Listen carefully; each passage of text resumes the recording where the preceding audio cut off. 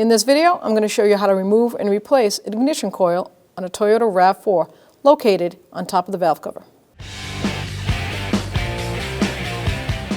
So I'm going to remove the engine cover, 10mm socket or wrench, and I'm going to take that mounting screw right off. Set it aside. And then I'm going to take the ignition coil pigtail off. So you're going to push down on this tab right here and then pull. Set it aside.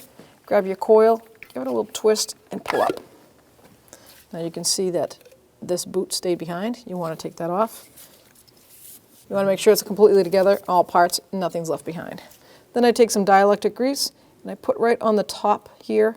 And what I want to do is take a small screwdriver and I want to push that in and go around. So when it goes around the ceramic, not so much the contact for the firing point, but the ceramic part, it won't stick. I'm going to place that down on that cylinder. Make sure I line that up and push it down. So now I'm going to take the bolt, line up the mounting bolt, start it by hand, 10mm socket, and I'm just going to bottom it out. And now I can get my torque wrench, and I'm going to torque it to 7 foot-pounds.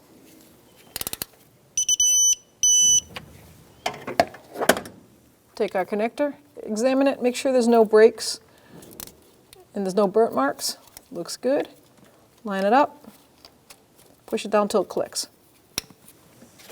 And one coil is the same procedure on all other 3. You're going to line up all 3 pins with the 2 or 3 rubber bushings. One's missing on ours.